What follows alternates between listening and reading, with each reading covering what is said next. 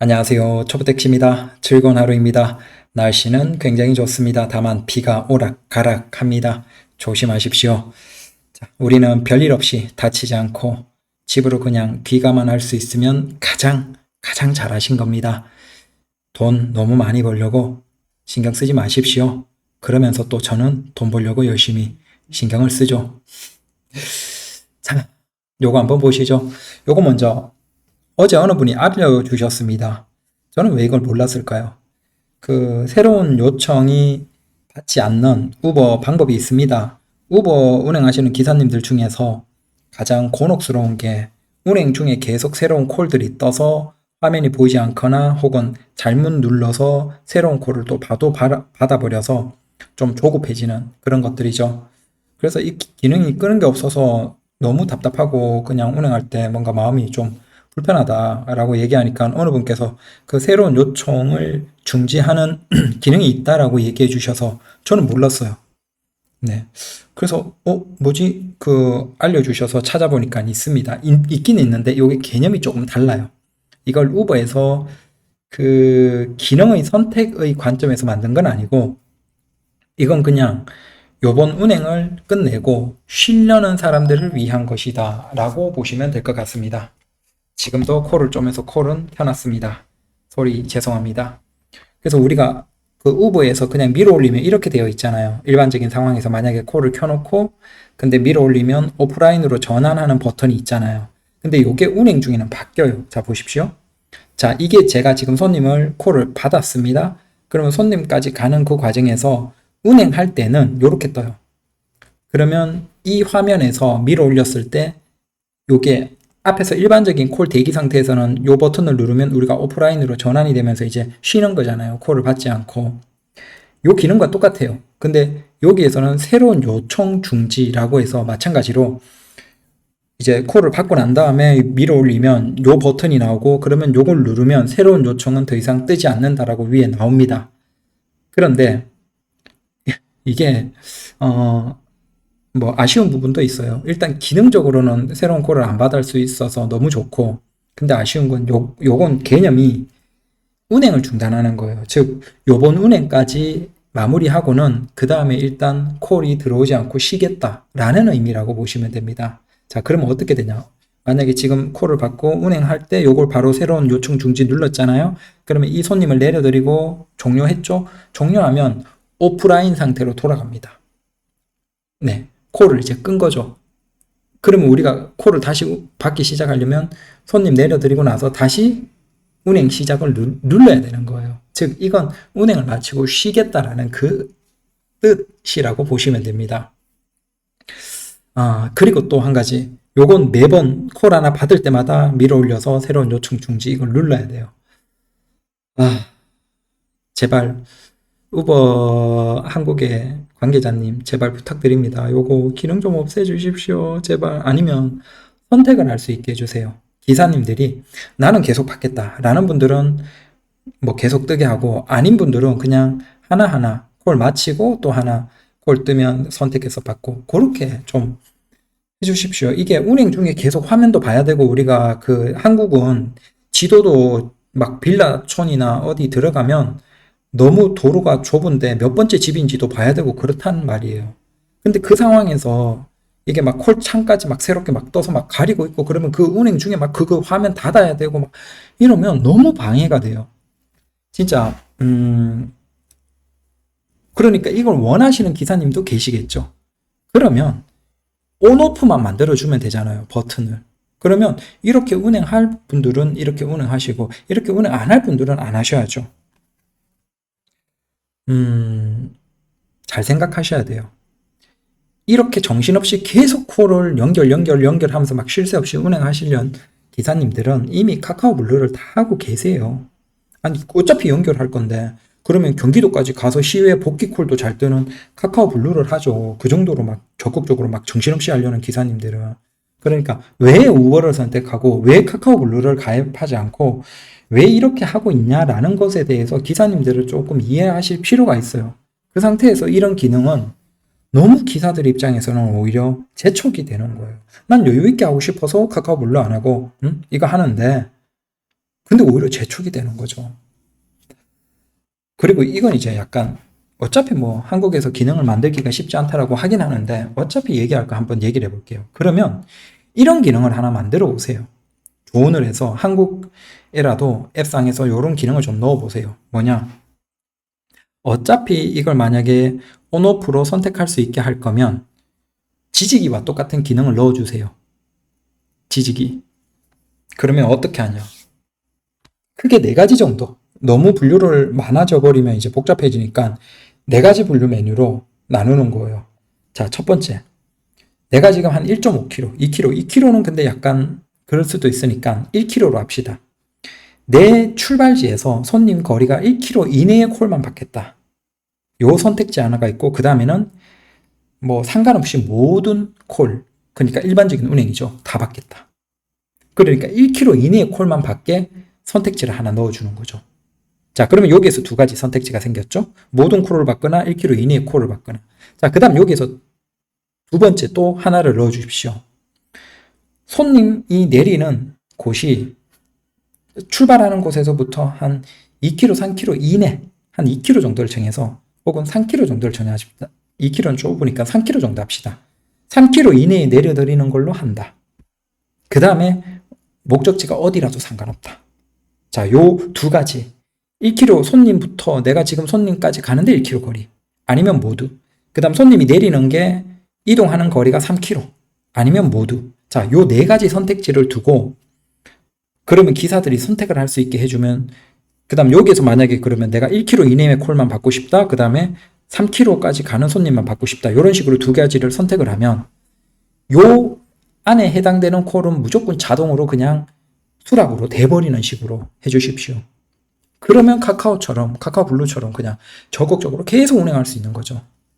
근데 이게 왜 중요한지 한국의 우버에서 꼭 이해를 하셔야 되는 게 뭐 이미 알고 있겠지만 사실은 우버 입장에서는 아직 경기도를 가거나 서울의 변두리를 가는 것은 기사 입장에서 꺼려져요. 왜냐하면 복귀콜이 안 뜨니까. 사실상 안 뜨죠. 아니 물론 이제 뭐 분당이나 뭐 인천이나 이런 지역에서는 그래도 우버를 어느 정도 쓰니까 있지만 다른 지역에서는 솔직히 복귀콜이 카카오와는 비교가 안 될 정도죠. 그러다 보니까 이게 기사님들이 가기를 꺼려하는 거예요. 얘기를 들어보면.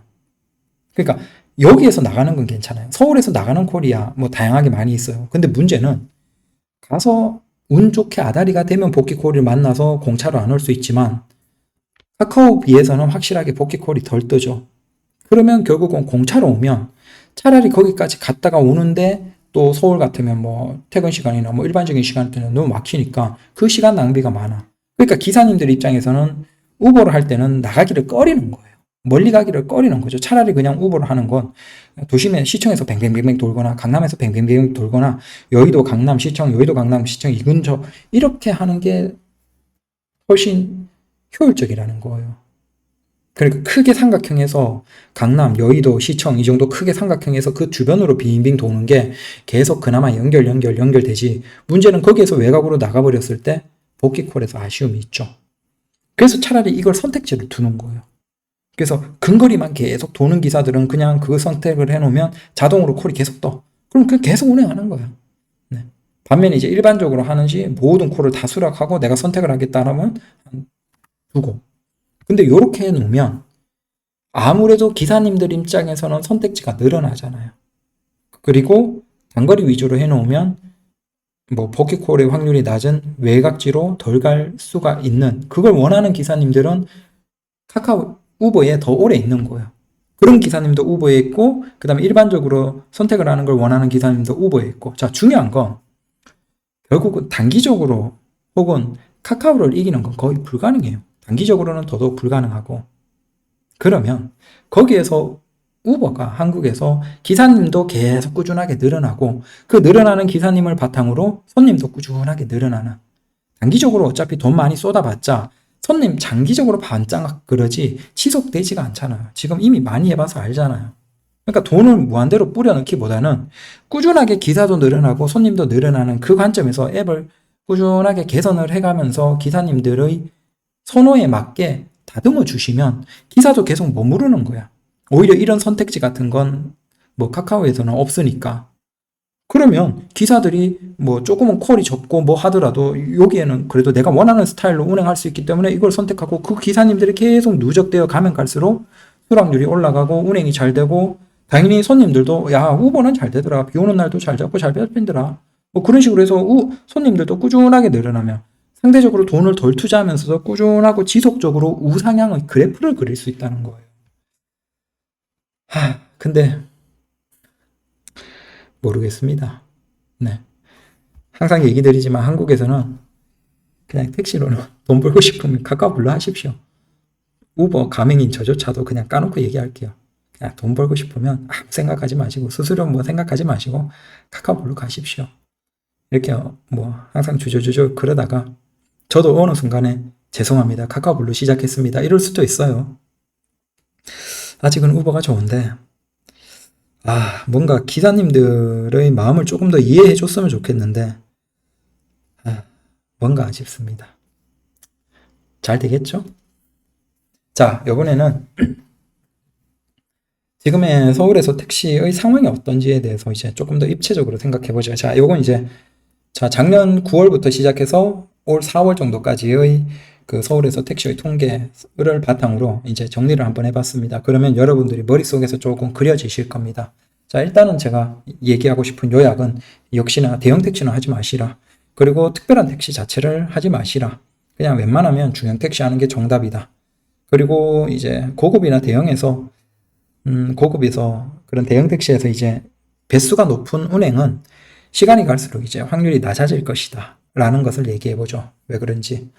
자, 일단 서울에서 지금 우리가 그나마 비수기인 듯 매출이 감소한 듯 느낌이 들긴 하지만 그래도 우리 개인 택시 기사들이 버티는 매출이 그래도 어느 정도는 노력하면 나와주는 이유는 우리가 착각하면 안 돼요. 경기가 호경기가 되거나 그래도 어느 정도 경기가 버텨주네. 다시 좋아지네. 자, 이게 아니에요. 예전과 지금의 가장 큰 차이는 서울에서 지금 가까운 시점에 또 지속적으로 회사 택시가 빠지고 있어요. 회사 택시가 빠지는 이유는 당연하겠죠. 기사님들이 못 버티는 거예요. 자, 고인물. 회사 택시에서 진짜 지금 그걸 몇 년 이상 하신 분들은 진짜 고인물, 고수님들이에요. 하지만 새롭게 진입하는 기사님들은 못 버텨요. 회사 택시 기사는. 왜냐하면 더더욱 지금 사실상 뭐 산악금, 뭐 전입관리제라고 하지만 그냥 그걸 그냥 산악금이라고 합시다. 사실상 산악금이랑 똑같으니까요. 산악금이 지금 계속 올라가고 있어요. 회사 택시에서. 문제는 뭐냐면 기사님이 줄어들수록 회사 택시 입장에서는 산악금을 더 올리겠죠. 그러니까 지금 굉장히 회사 택시들이 문제가 뭐냐면 과거처럼 우리가 90년대, 2000년대 초반만 하더라도 회사 택시를 대기해서 들어갔어요. 거짓말 아니고 지금 개인 택시 양수 교육 받는데 대기하잖아요.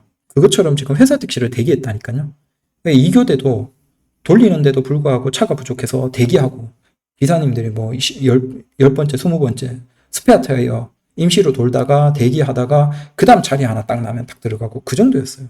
그만큼 이제 그때는 대한민국에서 이제 택시 시장에서 특히 회사 택시가 최고였을 시점이죠.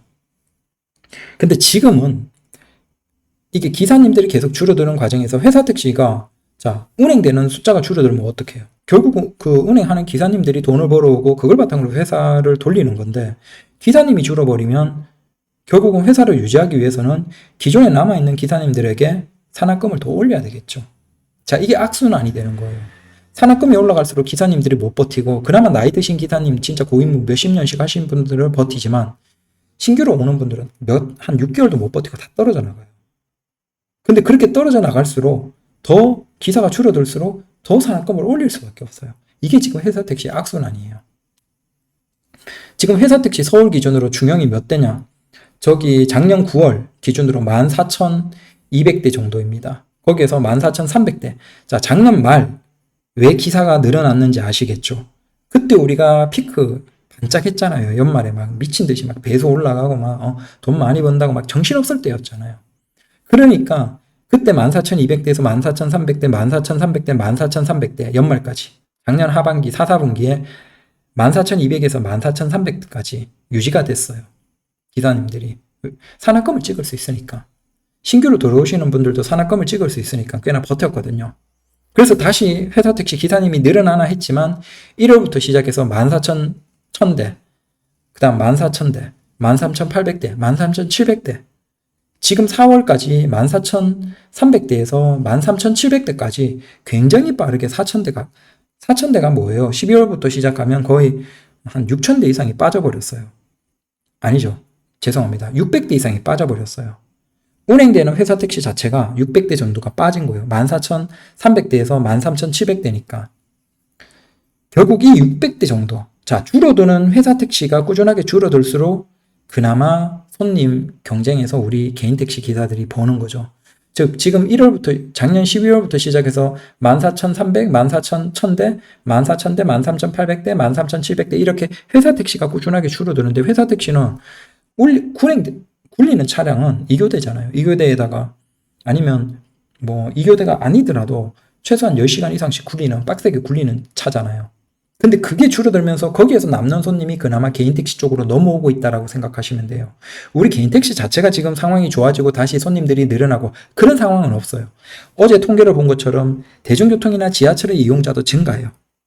지금 아직 덜 증가한 상태예요. 2019년 대비하면. 즉 대중교통으로 더 넘어가고 사람들은 지갑이 얇아지면서 더더욱 택시의 이용자는 아직도 7천, 8천 그 월 단위 기준으로 7천만에서 8천만 정도가 더 줄어야 돼요. 지금 상황으로 본다면.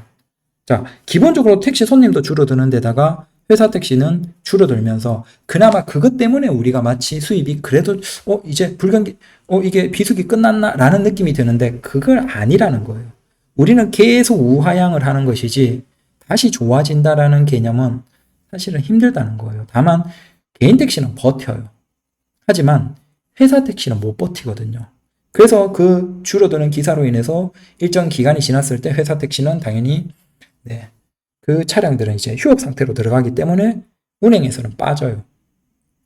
그 상황이라고 보시면 됩니다. 그래서 회사 택시의 마당에도 아직 서 있는 택시들이 많을 수밖에 없겠죠. 자, 위에서 보시면 그러면 회사 택시 중에서도 승합이나 고급이 있죠. 그 시장은 어떠냐? 자, 고급을 한번 보시죠. 회사 택시에서 고급 335대, 333, 316, 307, 305, 308, 308, 315. 자, 335대. 작년 한 300대, 330대. 꽤 최고까지 찍었다가 지금 300대 초반까지, 극초반까지 내려왔다가 겨우 다시 조금 반등해서 315대예요. 하지만 흐름상으로 알겠죠. 대형 택시가 기사님들이 못 버티는 거예요. 돈이 안 되는 거예요. 자, 돈이 안 된다기보다는 산학금 대비 차도 크고 뭐 힘든 거죠. 그러다 보니까 빠질 수밖에 없겠죠. 고급 시장에서. 마찬가지로 회사 택시에서 승합도 921, 902, 860, 865, 850, 853, 870, 842. 꾸준하게 단기적으로는 변화가 있지만 아마 그런 것들은 회사 택시를 인수하거나 거기에서 대량으로 이제 회사 택시나 고급이나 이런 식으로 전환이 되는 그런 것들로 인해서 되겠지만 지금 흐름상으로는 꾸준하게 빠지고 있어요. 빠질 수밖에 없겠죠. 기사님을 구하기도 힘들고 돈이 되기도 힘들 거예요. 특히 새로운 신규 기사를 구해도 대형 택시는 산학금이 있으니까 그 산학금을 너무 버거울 거예요. 특히 차도 크고 초보인데 막 시작하는데 차까지 엄청나게 크면 골치 아프죠. 자, 지금 흐름상으로 보면 회사 택시는 어때요? 전체적으로 모든 형태가 다 줄어들고 있어요. 이 회사 택시에서 줄어드는 차량으로 인해서 우리 개인 택시가 그나마 지금 수입이 유지가 되는 거지 우리는 다시 비수기가 끝나고 좋아지고 이런 개념이 없어요. 우리가 자꾸 시장 상황을 착각하면 안 돼요. 자, 그러면 이제 개인 택시로 넘어와서 한번 볼게요. 개인 택시에서 일단 모범을 보시면 개인 모범. 자, 741부터 시작해서 747, 748까지 단기적으로는 증가했지만 733, 726, 지금 719 거의 아마 한두 달 내로 700대가 무너질 거예요. 모범 택시는 거의 600대로 진입을 하겠죠. 모범 택시가 한참 많았을 때 3000대예요. 근데 지금 700대 초반까지 내려온 거예요. 작년 연말은 반짝하는 예외적인 경우고 이제 우리는 영원히 우하향으로 간다라고 보시면 돼요. 그 다음 개인 고급에서 이제 우리가 왜 대형 택시를 하지 말아야 되는지. 자, 작년 9월에 2057에서 2054, 2069, 2100대까지 초보 택시님 다시 증가했네요. 근데 보십시오. 2121, 2140, 2138, 2153 가까운 시점에 다시 약간 횡보 성격이에요. 그러면 이게 실제 증가했냐? 그거랑은 조금 결이 달라요. 자, 고급 택시에서 대형이 지금은 고급으로 면허로 대부분 해요. 근데 초기에는 승합이 많았어요. 승합, 그래서 여러분들이 보면 38R가 있고 다른 번호인데 그 대형 택시가 있어요. 그런 것들 초기에는 승합으로 시작을 했거든요. 그래서 그 차량들도 그 인승도 다르고 다른 걸로 했어요. 근데 그게 이제 대폐차 되면서 그분들이 자, 대형은 그대로 하는데 차량은 초기에는 승합 면허였다가 그걸 지금 고급으로 이제 면허를 전환하고 있어요.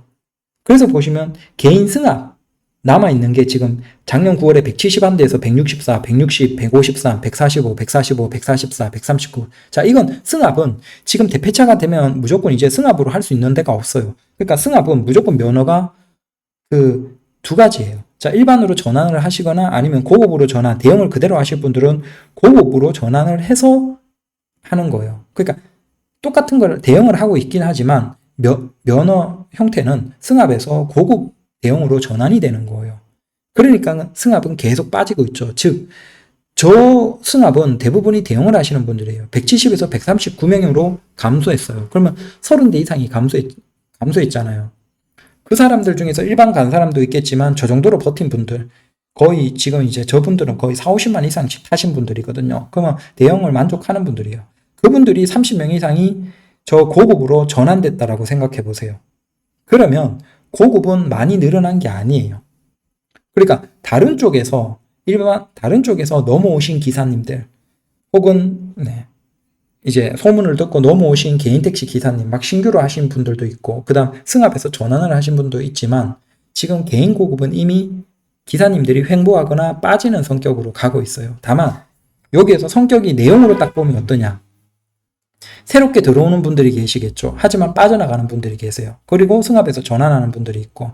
그러니까 어느 정도 대형을 하다가, 고급 대형을 하다가 못 버티고, 아, 이건 내가 생각하기에 그렇게 길게는 안 해야 되겠다. 빨리 포기하고 나오는 분들이 계시고 버티는 분들이 계세요. 그러니까 신규로 하시는 분들은 이제 진입을 하기 때문에 그분들 때문에 숫자가 유지되는 것 같지만 내용을 보면 꽤나 많은 분들은 저처럼 그만둬 버려요. 그리고 일반으로 혹은 다른 대형이나 다른 쪽으로 전환을 해버리는 거죠. 그러니까 내용으로 보면 신규 기사가 증가했고 약간 중간급 기사들은 다시 이제 그만둔 기사들이 많고 그다음 진짜 오래된 기사들이 이제 개인 승합에서 또 고급으로 차까지 대폐차하면서 계속 유지를 하는 이 구조, 이 흐름이다라고 생각하시면 돼요. 즉 지금 고급 대형은 솔직히 얘기해서 이제 요 상황에 대해서 조금 깊이 이해가 없는 분들이 들어가세요. 그런 분들이 이제 초기에 버프 받고 하니까 초기 몇 달은 좋다라고 얘기해요. 하지만 그분들이 이제 몇 달 지나면 대부분 그 은행에 매달 까보면 뭐 사실은 그래서 대부분이 얘기를 못 해주실 거예요. 매달을 까보면 사실은 굉장히 좀 힘드신 분들도 많거든요. 근데 구조상으로 보면 사실은 관광객이 계속 증가하더라도 지금 우버가 외국인에서는 압도적이에요. 그러면 결국은 그러니까 고급 대형이 사실은 시장을 만들기가 힘들어요. 순수하게 고급 대형의 손님, 인천공항이나 여러 다인 손님 같은 경우에는 사실 한정되어 있고 결국은 일반 운행을 해야 되는 거예요. 그래서 지금 고급을 보면 일반 운행하면서 인천공항이나 장거리를 하는 그런 개념이지 장거리만 하는 개념은 없잖아요. 물론 거기에서 예약을 아예 장거리만 받는 분들도 계세요. 하지만 그 시장은 여러분들이 생각하는 것보다 훨씬 치열한 시장이에요. 그리고 굉장히 기술도 필요하고 어디에 팀으로도 들어가야 되고 어떤 기술들도 필요하고 그래요. 자, 이건 좀 불편한 얘기들이 많아서 뭐 대형을 하시는 분들은 무슨 얘기인지 아실 겁니다. 사실상 일반적인 신규로 진입해서 뭐 아무런 기술도 없고 뭐 알지도 못하는 기사님들은 못해요.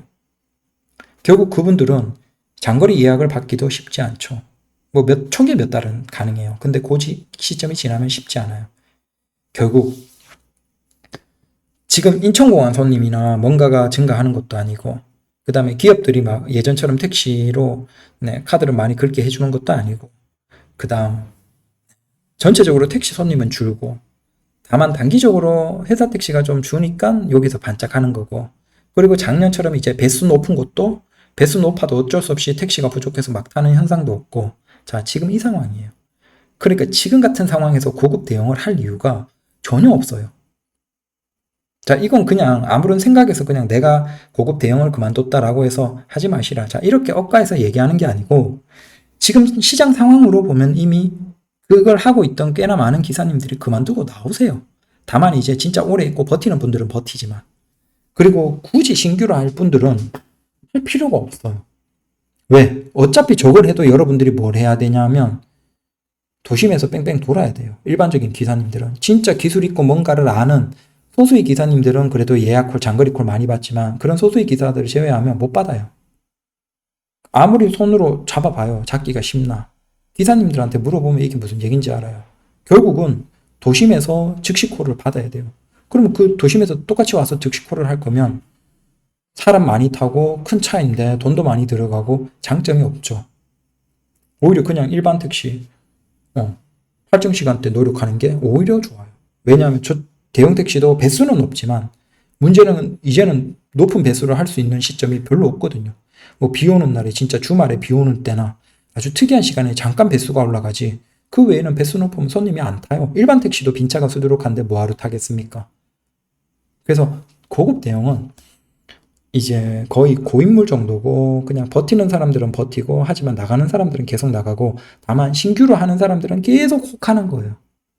왜냐하면 이제 원래 그런 거 있잖아요. 안 먹어본 떡이 더 맛있어 보이고 커 보이거든요.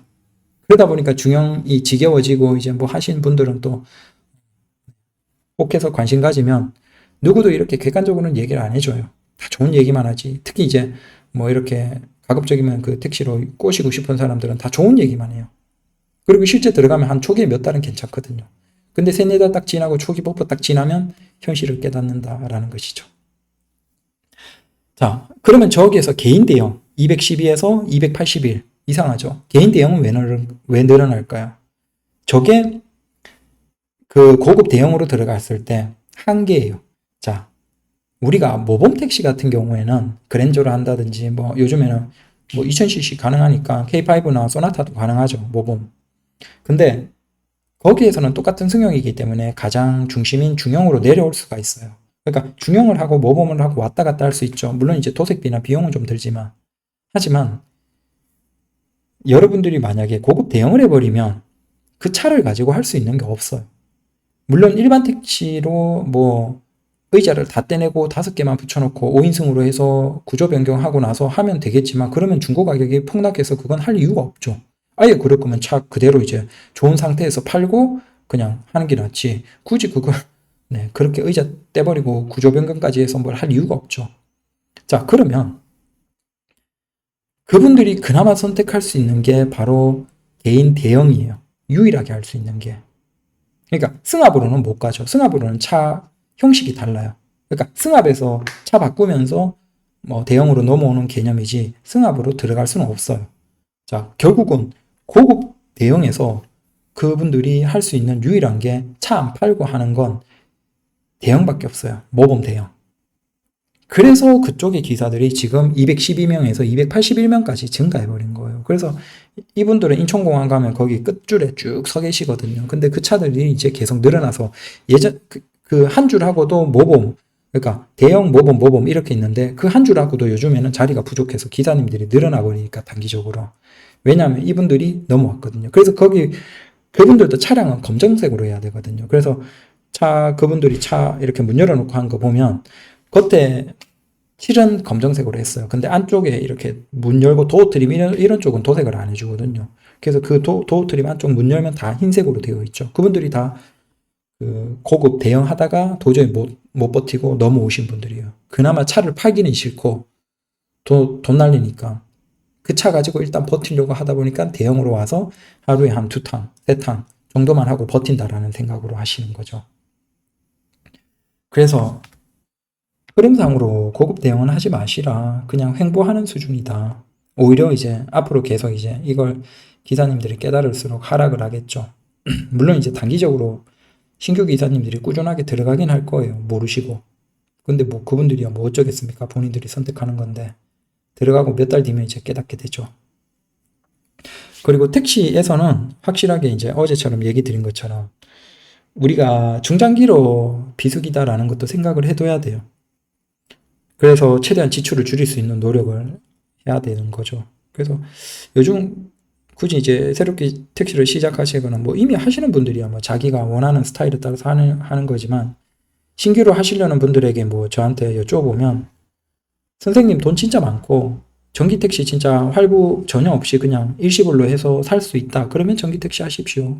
유지비 줄이는 면에서는 괜찮습니다. 초기 그 목돈이야 뭐 어차피 들어간다 생각하고. 근데 그게 아니시라면 그냥 고민하지 마시고 소나타 하십시오. 소나타나 K5 깡통이나, K5는 윗등급 조금 비싸고 소나타는 풀옵션 해도 되고, 소나타나 K5 깡통 아주 밑등급으로 해서 그냥 하십시오. 그게 지금 상황에서는 정답입니다. 특히 시작하시는 분들이 뭐 알지도 못하는 상황에서 무리하게 또 막 그랜저 이런 걸로 시작하면 나중에 이제 연료비로 코피 쏟습니다. 특히 우리가 이제 흐름상으로 지금 비수기로 꾸준하게 갈 수밖에 없는 상황. 그나마 회사 택시가 차량이 좀 줄어들면서 우리가 개인 택시는 똑같이 버티고 있어요. 여기 보시면 아시겠지만, 자, 개인 택시 면허는 보시면 작년 9월에 49,105대죠. 근데 지금 가까운 시점에 49,105대에서 49,082대예요. 약 105대, 그러니까 17대 면허 날아갔네요. 지금 8달 만에 17대 면허가 날아갔어요. 근데 줄어드는 건 17대밖에 없어요. 그러니까 45,656에서 45,000, 네. 약간 옮겨가고 그대로 면허는 그대로예요. 그러니까 굳이 이 상태에서 회사 택시 차량이 줄어들어서 지금 매출이 그나마 조금 유지되는 거다. 물론 이것조차 이제 피크 시간이 짧아지고 뭐 야간에 이제 그 할증 시간대 끝나기도 전에 이미 손님이 없어져 버리는 현상이 가까운 시점에 나오고 있죠. 그러면 뭐 당장 또 여름 되면 손님 쫙 빠지고 해외여행 가버리고 그러면 또 도심에 사람 없어요. 그리고 가을 잠깐 하다가 겨울에 또, 네, 그나마 겨울 잠깐 좋다가 또 비수기예요. 내년 1월부터. 근데 비수기가 더 크겠죠. 결국은 지금 우리는 지출을 줄여야 된다. 그래서 그랜저 K8 같은 건 이제는 조금 무리다. 이제는 그냥 소나타 무조건 K5 하는 게 맞다. 할부 안 할 수 있으면 전기 택시 하셔도 된다. 근데 요것만 잠깐 얘기 드리고, 그 카페에, 다른 카페에 올라오신 어느 분 후기인데 전기 택시예요. 19만이 넘었어요. 그래서 보증이 안 돼요, 모터랑. 근데 그분이 보증기간 넘은 상태에서 그 차가 가다가 멈췄어요. 근데 전기 택시인데 멈춘 상태에서 이제 수리를 했죠. 센터에 가서. 그러니까 감속기, 그 다음 모터, 그 다음 등속 조인트, 그 세 가지 부품을 다 갈아야 된대요. 멈춰버린 이유가 안쪽에 어떤 무슨 문제로 인해서 등속 조인트 끝부분도 갈려버렸고 톱니 부분이 갈려버렸고 당연히 감속기 모터까지 다 바꿔야 되는 상황이에요. 근데 그걸 지금 이제 수리는 빨리 되는데 문제는 19만이 넘었기 때문에 보증기간이 지났어요. 그러니까 그분이 얼마 정도 예상 들었는지 아십니까? 이제 전기 택시인데 19만 지났는데 감속기, 모터, 등속 조인트 교체하는 걸로 해서 약 400에서 500만 원을 지금 수리비로 안내를 받았대요. 와, 소나타는 아무리 고장나도 이 정도 아니에요. 그냥 엔진 미션 재생으로 내리면, 재생으로 바꿔도 이 정도 아니에요. 그렇게 고장 날 리도 잘 없고. 그러니까 지금 전기 택시가 아직은 과도기인 게 이거예요. 우리가 기존까지 왜 이런 수리를 못 경험했냐면 이분들이 2년 지나고 바꿔버려요. 중고 팔고 또 바꿔버리고 팔고 바꿔버리고. 왜냐하면 계속 보조금 충분하고 그 다음 전기차 가격이 계속 올랐기 때문에 그 상태에서 내 거 전기 택시도 중고 매도를 할 때 2년 뒤에 매도를 할 때 중고 가격이 유지가 되는 거예요. 그러니까 이걸 팔아버리고 또 신차 전기 택시 뽑고 이걸 지금까지 반복했어요. 근데 이제 그 시점이 지났거든요. 이제 중고 단가가 심하기 때문에 예전처럼 2년 타고 팔아버리고 또 바꾸고 이러기에는 가격이 너무 비싸요. 못해요. 그러니까 오히려 지금까지 전기 택시 타신 분들이 요번에 소나타로 미리 작년에 대기 걸어놓고 전환하시는 분들, 그래서 전기 택시 팔고 전환 다시 일반 소나타 가스로 돌아오시는 분들이 꽤나 많습니다, 지금. 왜냐하면 그분들은 알거든요. 이거 계속 타고 보증기간 지났을 때 타면 진짜 한번 코 깨면 연료비 아낀 거 다 토한다는 걸 알거든요. 그러니까 보증기간 내에만 타야 되는데 이제 보증기간 내에만 타면서 바꾸면서는 실익이 없는 거예요. 그러니까 다시 소나타 잘 나왔으니까 소나타 가스로 넘어가 버리는 거죠. 이 기사님들이 지금 꽤나 많습니다. 쉬쉬하고 있지만. 자, 문제가 앞에 그런 거예요. 정말 다행인 건 그래도 배터리가 고장이 난 건 아니지만 전기 택시가 어쩔 수 없이 감속기, 모터, 등속 조인트 나가버리니까 바로 4,500이 깨져버려요. 그러면 이거 1년치 연료비 아낀 거 한 절반 이상 정도는 토해낸 거예요. 일반 소나타 기준으로 1년 연료비를 한 적당히 잡고 7, 800이라고 잡을 때 전기 택시가 한 100, 200, 250 정도 잡으면 결국은 연료비 아낀 거 1년 만에 다 토해낸 거예요. 이거 한번 고장 나버리면. 문제는 이게 그러면 보정기간 지났을 때 어느 정도 시점에서 이렇게 문제가 발생할지 모르는 거예요. 마찬가지로 또 이게 한 10년만 정도 만에 또 고장이 나버리면 그러니까 이게 우리가 3년 정도로 돌아오잖아요. 한 6, 7만 탄다라고 하면 그럼 그 정도의 이 정도 비용? 감당 안 되는 거예요. 그나마 이건 다행이고 만약에 여기에서 배터리 문제가 발생했을 때 비용이 얼마일지는 우리가 상상이 안 되는 거예요. 그래서 그나마 배터리라도 보정되는 토레스 EV 같은 경우에는 그나마 택시로는 선택지가 맞아요. 하지만 토레스 EV 정도 제외하면 사실은 지금 전기 택시는 과도기고 아니에요. 근데 문제는 이제는 예전처럼 그렇게 막 바꾸지 못하기 때문에 보증기간 끝난 차들 19만, 20만 넘은 이제 전기 택시가 늘어나고 있거든요. 거기에서 이런 사례들이 본격적으로 나오기 시작할 거예요. 지금 이번도 그런 걸 나오는 거예요. 예전 같으면 저런 분들이 보증기간 내에 팔고 다시 바꿨어요. 바꿀 수가 있었어요. 근데 이제 못 바꾸잖아요. 그러니까 보증기간 지난 기사님들이 이제 본격적으로 나오기 시작하는 시점이에요. 3, 4년 차. 이분들 수리비가 얼마 나올지를 상상을 못해요. 근데 문제는 전기 택시에서 감속기나 뭐 등속 조인트나 아니면 모터 같은 건 지금 아직 재생 시장이 없어요. 소나타 K5는 재생 시장이 충분하게 있어요. 그러니까 엔진 내리고 미션 내리고 뭐 등속 조인트나 뭘 내려도 재생도 있고 장안평 가면 뭐 재생으로 얼마든지 싸게 할 수 있어요. 작업을. 재생도 요즘 괜찮아요. 물론 이제 아예 그냥 순정품으로 하면 더 좋고 순정으로 해도 그 정도 이 정도 비용은 안 나오고 문제는 전기 택시는 아직 전기차는 이 재생 시장이 별로 없어요. 그러니까 싸게 하고 싶어도 수리를 할 수가 없어요. 전자기기니까. 결국은 그쪽에 가서 비용 다 내고 해야 되는 거예요. 이게 지금 너무 부담되는 거예요. 근데 실제 이런 엄청난 수리비가 터져 나오기 시작했다는 거예요. 그래서 전기 택시를 하실 분들은 많이 고민을 하셔야 돼요. 지금은 진짜. 특히 우리가 중장기로 이제 비수기로 가면서 택시 손님은 꾸준히 줄 수밖에 없는 상황에서 단기적으로 1, 2년은 연료비 아끼지만 한 3, 4년 차부터 이제 수리비로 토해낼 수 있는 거죠.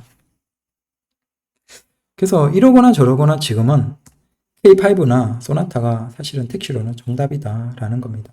그리고 대형 택시, 고급 대형 같은 건 뭐 정하고 싶다 그러면 뭐 어쩌겠습니까? 우리 택시를 하시는 기사님들 다 자기 아무래도 고집이 센 사람들이에요. 그래서 마음 먹으면 또 하셔야죠. 그냥 해보십시오. 근데 뭐 아직도 거기에 저는 동료들이 많고 많이 얘기도 듣고 합니다. 근데 다들 이제 다 뭐 지금 택시 시장이 다 비슷하게 그렇죠. 힘들죠. 근데 거기에 또 신규로 꾸역꾸역 들어가서 신규 버프 받으면 기존에 계신 기사님들은 또 힘들거든요. 근데 그 신규 버프를 받는 기사님들도 어차피 몇 달 지나면 또 똑같이 돼요. 그때서야 이제 깨닫죠. 근데 빼박 못하는 거예요. 그러니까 그런 분들이 어디에 가시는 거예요? 저렇게 개인 대형, 고급 대형으로 모범 대형으로 가서 이제 어쩔 수 없이 차를 팔기에는 부담이 되니까 하시는 거죠. 그래서 뭐 개인 대형이 한참 줄어들었는데 지금 다시 작년 9월부터 보시면 212대에서 280대까지 증가했어요. 저분들 중에서 상당수가 어쩔 수 없이 하시다가 그만두지 못하고 팔고 중형으로 가기에는 손해가 너무 크니까 차를 뽑아놨는데 스타리아. 그래서 저거 하시는 분들이에요. 그래서 제발 부탁드립니다. 그냥 지금 택시 시장에서는 그냥 중형하는 게 만만하다. 가장 정답지에 가깝다. 그리고 전기 택시는 토레스 EV 같은 경우에는 그래도 괜찮아요. 근데 다른 택시는 이제 여러분들이 조금 더 관심을 가지고 보십시오. 지금 이미 이제 수리, 고장에 대한 얘기들이 이제 경험하는 분들이 나오고 있거든요. 보증기간 지난 전기 택시. 근데 그분들의 수리 비용 단위가 수십 단위가 아니에요. 소나타나 K5 같은 경우에는 좀 많이 들면 5, 60, 70, 90, 100 이 정도인데 전기 택시에서는 조금 나가니까 바로 몇백 단위로 넘어가고 있어요.